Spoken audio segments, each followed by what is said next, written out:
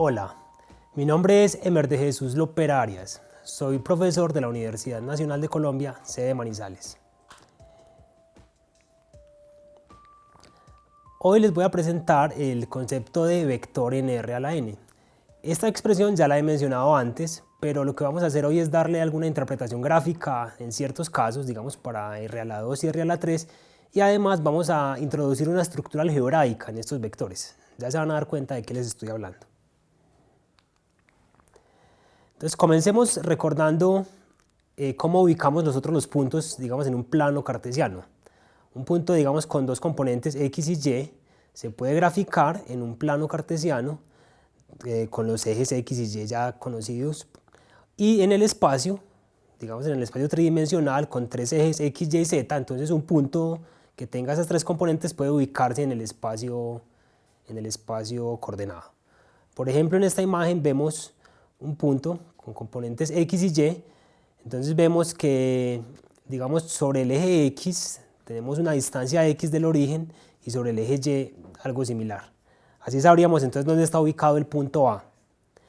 Y para el punto A, pero ya en el espacio tridimensional, necesitamos tres ejes, x, y, z.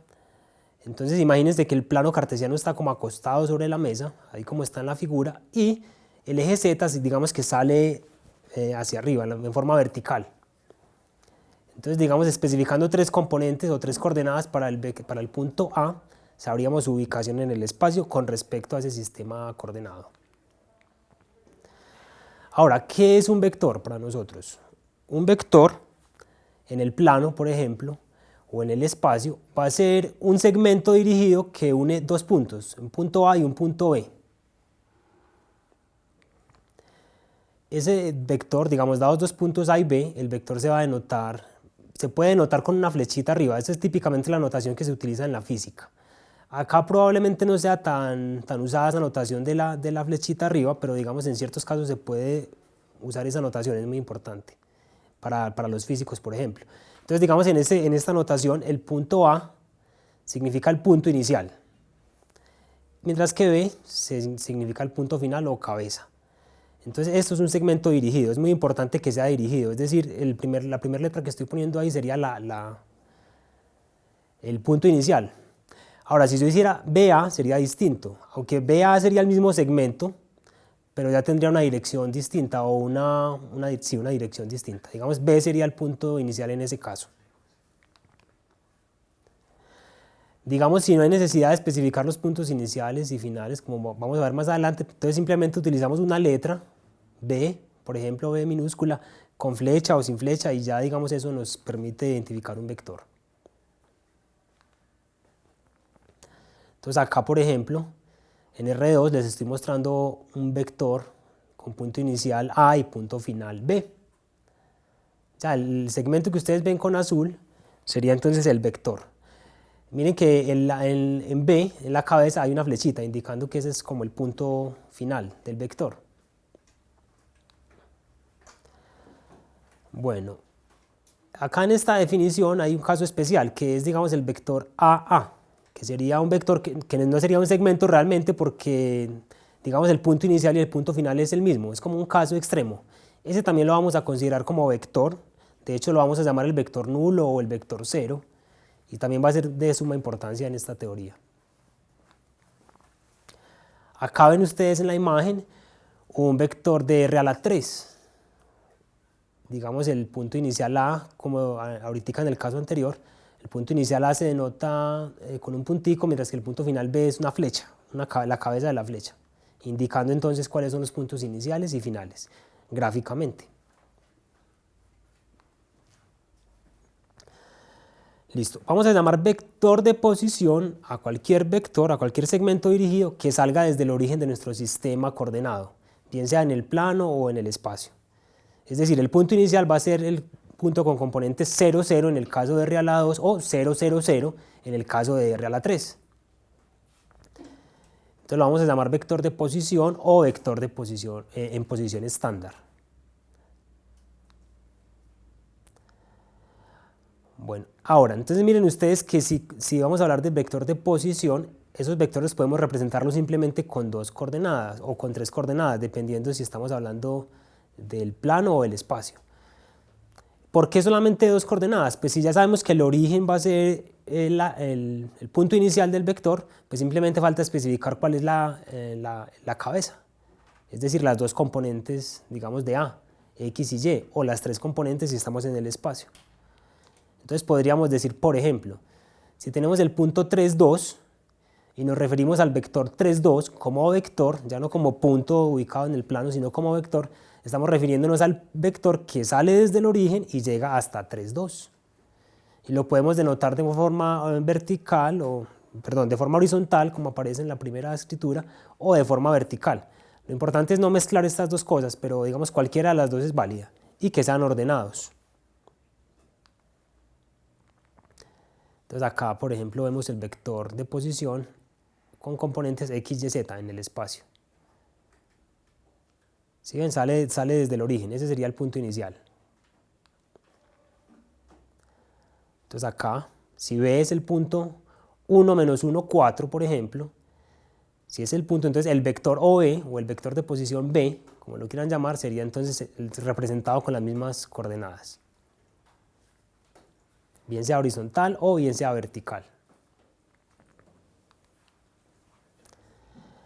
Bueno, y nuevamente, pues el vector, como les dije ahora, digamos si tenemos el punto 0 y el vector sale desde el punto 0 hasta el mismo punto 0, 0, entonces es el vector 0. Así lo vamos a llamar, el vector nulo o vector 0. Y lo denotamos simplemente con un 0 también. Solamente, pues que ya no es el número real 0, sino que tenemos que tener en cuenta que estamos hablando de vector. Bueno, resulta que en muchos campos de la ciencia, en física, es muy importante considerar el vector independientemente de su posición en el espacio y básicamente independientemente de su posición en el espacio. ¿Por qué? Por ejemplo, un vector puede representar una fuerza que se aplica sobre un objeto. Entonces esa fuerza puede ser la misma si se aplica, por ejemplo, si el objeto está acá. Si tenemos un objeto y le aplicamos una fuerza F, podríamos aplicar esa misma fuerza a un objeto que esté en otra parte.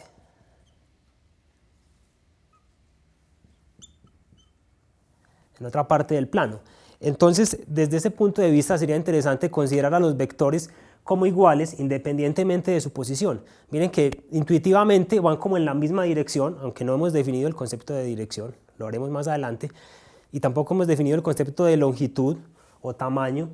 Tienen como el mismo tamaño, pero están en diferentes posiciones. Queremos que esos vectores sean iguales, que sean realmente son la misma fuerza aplicada sobre objetos distintos. Entonces, ¿cómo hacemos esto en matemáticas?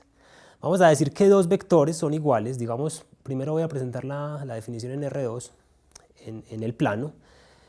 2 vectores son iguales si, digamos, con esta notación. Supongan que A tiene componentes x1, y1, así como estoy mostrando en la imagen. B tiene componentes x sub 2, y sub 2, etc. Entonces el vector AB va a ser igual al vector CD si y solo si las componentes x2 menos x1 son iguales a x4 menos x3 y además la resta de las segundas componentes, es decir, las que tienen y, por ejemplo, ahí y sub 2 menos y sub 1 debe ser igual a y sub 4 menos y sub 3. Si esas 2 ecuaciones se satisfacen, entonces decimos que los vectores AB y CD son iguales. Esa va a ser nuestra definición. Miremos que esa definición realmente coincide con esto que yo tengo acá. Al menos gráficamente. Si tuviéramos entonces acá en el plano el vector AB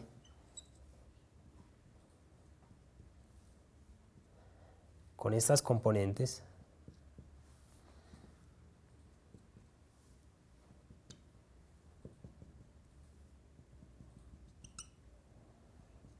entonces digamos que esas son las componentes para A y para B.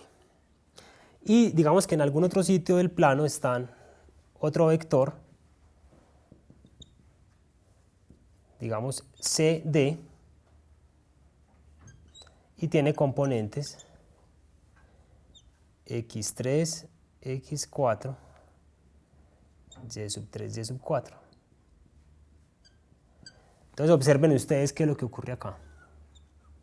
Tenemos, digamos, aparentemente dos vectores distintos.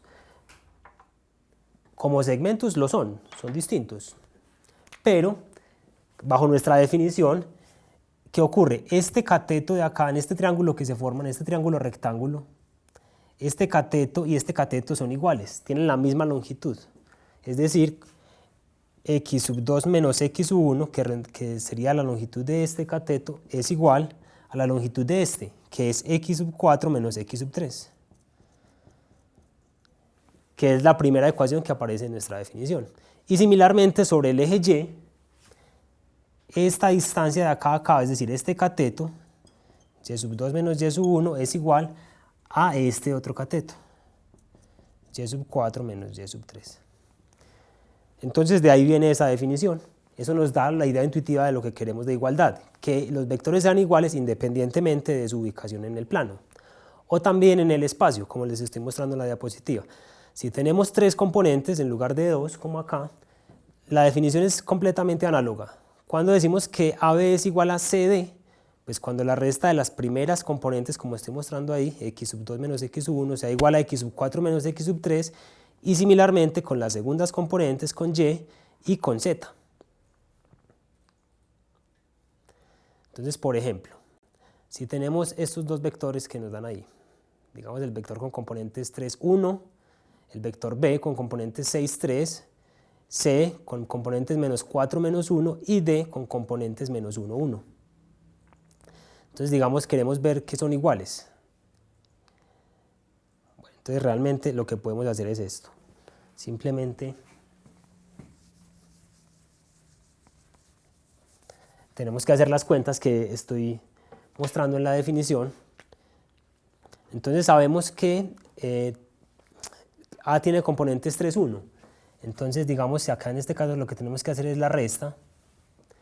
6 menos 3, que son las componentes de B. Esto nos da igual a 3 por un lado. Y por otro lado las componentes de D son, las primeras componentes en C y D son menos 1 y menos 4. O sea, menos 1 menos menos 4. Si ustedes ven bien, esto nos da 3 también. Esto es menos 1 más 4. Entonces estas dos son iguales, listo. Entonces se satisfacen las primeras ecuaciones para las primeras componentes. Y lo mismo con las segundas. Miremos las segundas componentes de B y A, o sea 3 menos 1. Esto nos da igual a 2. Y con los vectores o con los puntos C y D también haríamos la resta de las primeras componentes, que sería 1 menos menos 1, como se muestra en la diapositiva. Entonces esto nos da igual a 2. Entonces estas dos restas también nos dan lo mismo. Por tanto, los vectores que están en este ejemplo son iguales. Un ejercicio para ustedes es que lo grafiquen en un plano y observen que tienen más o menos en la misma dirección y como el mismo tamaño, gráficamente. Bueno, ahora, todo vector, de acuerdo a esta definición, puede trasladarse al origen, es decir, todo vector, no importa dónde esté ubicado, es igual a un vector de posición. Siempre es posible hacer esto. Y por otro lado, todo vector de posición puede trasladarse de manera que su punto inicial esté en cualquier parte del plano. Por ejemplo, acá vemos en esta figura, digamos el vector AB que estoy pintando con azul, y el vector que está con rojo resultaría ser el mismo vector AB, resultan ser iguales, recuerden, bajo nuestra definición, resultan ser iguales, pero ya está trasladado al origen del sistema coordenado, en este caso en el espacio. Y similarmente el vector que está con rojo pues podría trasladarse hasta la parte que está con azul. Bueno, ya teniendo identificada nuestra definición de igualdad de vectores, vamos a proceder a hacer una operación binaria en este conjunto de vectores. Entonces, consideremos dos vectores AB y CD y vamos a trasladar el vector CD hasta la cabeza de B. Es decir, CD va a ser igual a BE para algún punto E. Entonces la suma, como se ve en la figura, nos daría gráficamente esto. Bueno, Entonces ya tenemos una operación binaria. Miren ustedes que el resultado de sumar dos vectores es un nuevo vector, bien sea del plano o bien sea del espacio. Ahora nuestra segunda operación es producto por escalar. Entonces consideremos un vector AB y C un escalar. Entonces nuevamente podemos trasladar el vector AB al origen. Vamos a mirar su vector de posición correspondiente. Entonces AB es igual a OE, donde O, recuerden que O el cero grande es el origen del sistema coordenado. Entonces C por AB simplemente es igual a OD, donde D es un punto que tiene componentes C por E sub 1 y C por E sub 2, donde E sub 1 y E sub 2 son las componentes de E. Es decir, multiplicamos el escalar por cada una de las componentes del punto final D, pero ya trasladado al origen. Entonces, como se ve en la figura, lo que hacemos es, tomamos el vector AB, lo trasladamos al origen y luego multiplicamos cada componente de esa cabeza que está en el origen por C. Ahí les mostré el caso en el plano cartesiano, digamos en R2, es decir, dos componentes. Ahí es muy bueno porque se tienen interpretaciones gráficas en el plano cartesiano o en el espacio coordenado. Sin embargo, todas estas cosas que se dijeron, es decir, la suma de vectores y el producto por escalar, puede hacerse en general con cualquier cantidad de componentes. Entonces, como ya les había mencionado en una sesión anterior, R a la n o un vector de R a la n es un arreglo de números, una n-tupla de números reales. ¿Ya? Entonces, n significa cuántas componentes tiene ese vector. Ese va a ser lo que llamaremos Rn, el conjunto de todas las n-tuplas ordenadas. Por ejemplo, R2 sería el conjunto de todas las parejas ordenadas que se puedan formar con números reales. R a la 3 sería el conjunto de ternas ordenadas que se pueden formar con todos los números reales, etcétera, ¿cierto? R a la 4 serían 4 tuplas, etcétera. Y la notación que vamos a usar puede ser, digamos, se pueden arreglar los números de manera horizontal o de manera vertical, tal como está en la diapositiva. Por ejemplo, el vector raíz de 2 menos 1 sería un vector de R a la 2, que lo escribí de manera horizontal, mientras que, por ejemplo, el vector 1/3, 9, 0, menos 3 es un vector de R a la 4, ahí lo escribí de manera vertical. Ahora entonces, ¿cómo se puede hacer suma y producto de vectores en R a la n? La suma y el producto se van a definir, ya se van a dar cuenta, ya les voy a mostrar, pero antes de eso les quiero decir que es exactamente como se definieron la suma y el producto por escalar de matrices. En este caso miren que estos vectores podrían considerarse como matrices columna, es decir, matrices de tamaño n por 1, n filas y una columna. O si lo escriben de manera horizontal, serían matrices de tamaño 1 por n, o matrices fila. Entonces, observen, ¿cuál va a ser nuestra definición de suma de vectores de R a la n? Entonces, dados dos vectores, la suma simplemente se obtiene construyendo un nuevo vector de R a la n también con las sumas de las componentes respectivas, 1 a 1, tal como está ahí en la diapositiva. Y el producto por escalar es similar. Simplemente si tenemos el vector u con componentes u sub 1, u sub 2, etc., entonces c por u va a ser multiplicar c, va a ser el vector que se obtiene al multiplicar c por u sub 1, c por u sub 2, etc.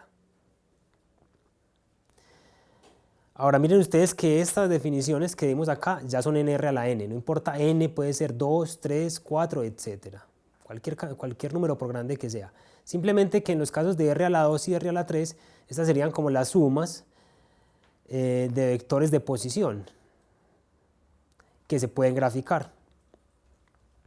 Pero ya saben ustedes que si se tienen las sumas para vectores de posición y como cualquier vector se puede trasladar a vector de posición, entonces realmente se tienen en R2 y R3 sumas de cualquier clase de vectores, así no sean vectores de posición.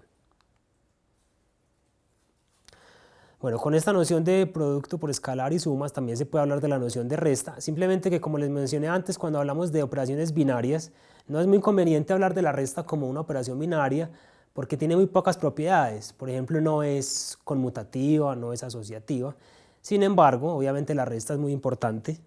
Entonces simplemente la vamos a definir como u menos b va a ser u más el inverso de b. el inverso con respecto a la suma. Entonces, como se puede ver en la figura, es muy importante tener la interpretación gráfica para R2 y R3. Esto va a ser bien importante. Entonces tomamos dos vectores, U y V, y observen ahí en la figura que U menos B va a ser el vector o el segmento que resulta de unir las dos cabezas de U y V.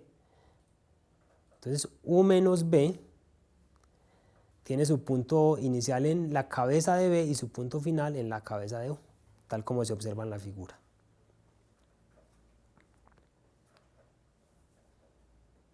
Y miren ustedes que gráficamente se ve que U más U menos B es igual a U. O sea, coincide gráficamente con lo que se tiene algebraicamente.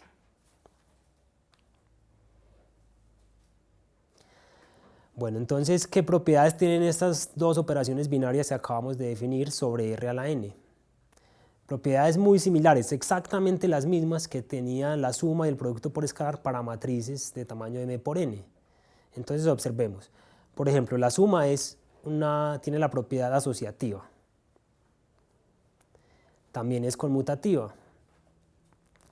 Tiene un elemento neutro, que sería entonces el 0, sería el 0, el elemento neutro sería el vector formado por puros ceros en todas sus componentes. Ahora, todo vector U tiene su inverso, aditivo, que simplemente se obtiene poniendo los inversos en cada componente los inversos de los componentes respectivas. El producto por escalar es distributivo con respecto a la suma de vectores, o si lo quieren ver, como les dije antes, también se podría ver como que se puede factorizar, digamos, un vector al lado derecho, o un escalar al lado izquierdo se puede factorizar. El producto por escalar también es distributivo con respecto a la suma de escalares, es decir, con respecto a la suma de números reales. Se tiene esta asociatividad del producto por escalar y finalmente digamos que el 1 funciona como un módulo para este producto, digámoslo así. 1 por U es igual a U. 1 es el número real, ahí no hay más, no hay confusión. Entonces digamos que tenemos estas 8 propiedades que miren ustedes que ya las habíamos listado antes, pero para matrices. Quiero adelantarme un poquito, esto va a ser muy importante, estas 8 propiedades que tienen estas dos operaciones que acabamos de definir, es lo que le da una estructura que vamos a llamar estructura de espacio vectorial sobre el conjunto R a la n. Es decir, no es más que una álgebra que uno puede realizar con estas operaciones en este conjunto.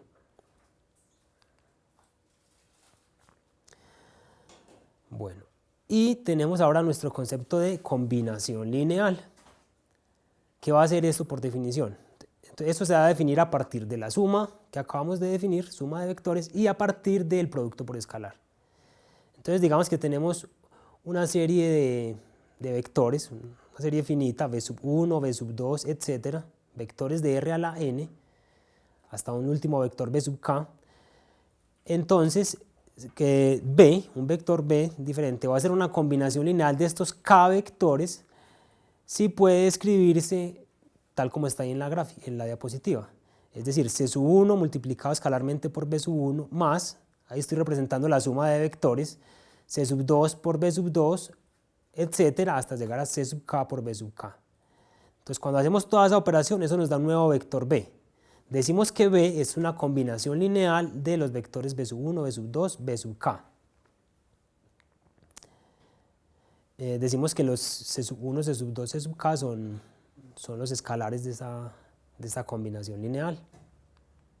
Entonces, como se puede ver en la figura,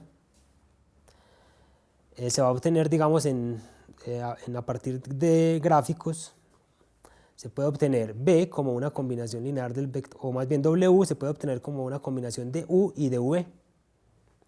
Simplemente gráficamente se observa que si usted multiplica C por U, se prolonga el vector.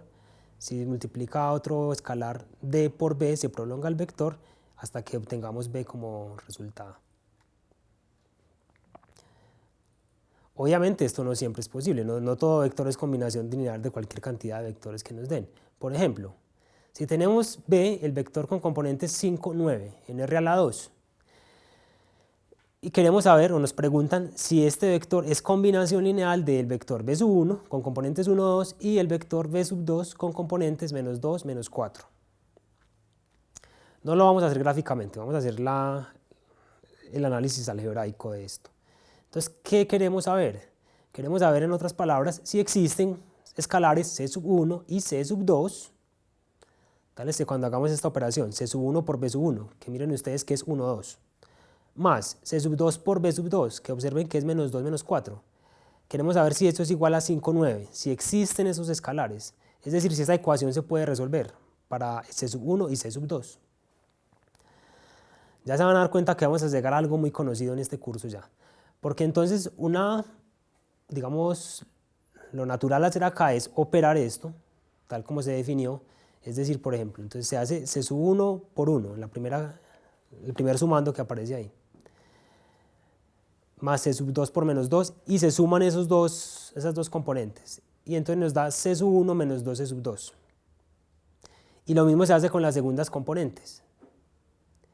Y se igualan las dos componentes, es decir, el lado izquierdo con el lado derecho, que es 5, 9. Cuando usted iguala eso, obtiene un conjunto de dos ecuaciones. Miren ustedes que eso se puede ver como un sistema en las variables C sub 1 y C sub 2, un sistema lineal, de hecho. Entonces, nuevamente, queremos saber si existen esos escalares que resuelvan la primera ecuación. Pues va a ser equivalente a saber si el sistema que apareció ahí, en esas variables, es un sistema consistente o no. Para saber eso, utilizamos el método que ya conocemos de eliminación de Gauss-Jordan.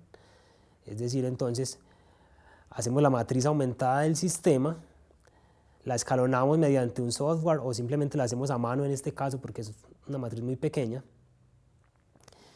Y nos queda entonces, la forma escalonada es la que estoy mostrando al lado derecho. Miren ustedes entonces que nos queda una fila de ceros abajo y la parte aumentada menos 1. Recuerden que eso nos está diciendo que el sistema es inconsistente. En otras palabras, no existen C sub 1 y C sub 2 tal que la igualdad que les mostré ahora sea posible. En otras palabras, B no resultó ser una combinación lineal de B sub 1 y B sub 2.